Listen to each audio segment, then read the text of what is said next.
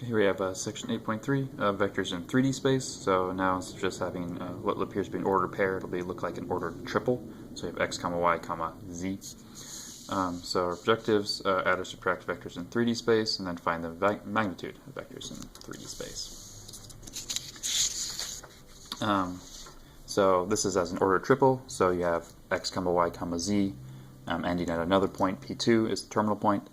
The ordered triple, x2 minus x1, y2 minus y1, z2 minus z1. So it's the same thing as a two-dimensional one, except you have this extra added z term. Same thing for the magnitude, exact same thing, except you have this extra added z term. So example 1 here, write the order triple that represents the vector from x to y. So x to y, so it's x2 minus x1, so 5 minus 4, the difference in the y's. I'm actually doing it backwards, but it doesn't actually matter. It does actually matter. For vectors, you can't reverse the direction. It has to be terminal minus initial. So I need to start over. So 4 minus 5, comma, negative 5 plus 3, because it's going to be a double negative, comma, 6 minus 2, vector x wraps around. So it's going to be negative 1, comma, negative 2, comma, 4.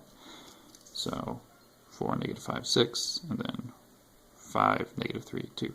So you have to keep them in order. If I had reversed them, I'd have 1, comma, 2, comma, negative 4, which actually points in the opposite direction as this. So since direction matters for vectors, you have to follow x2 minus x1, y2 minus y1, so on and so forth.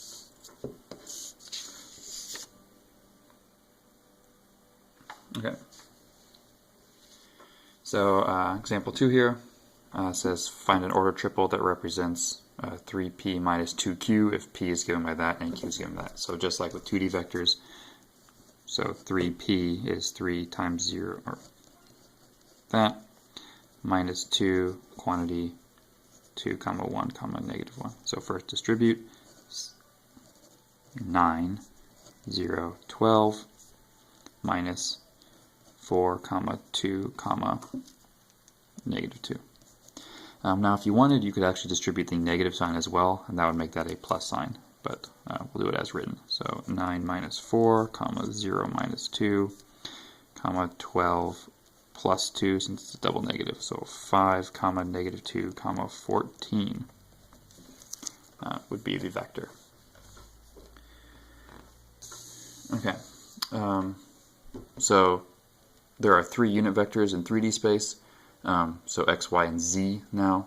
So I and j appear from the previous section for the x and for the y respectively. K is the new one, it is the z-axis. So I points only in the x direction, j points only in the y direction, and k points only in the z direction. All right, so here's our last example. Write the vector from A to B as the sum of unit vectors for A and B. So first we need to figure out what AB is, so negative 1 minus 5,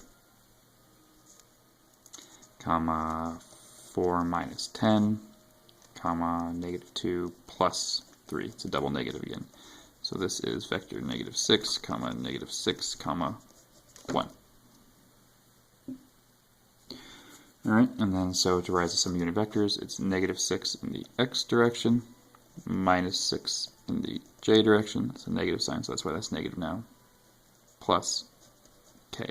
You don't have to put the 1, but technically there is the 1 there, 1k. So that's the sum of the unit vectors. That's the end of 8.3.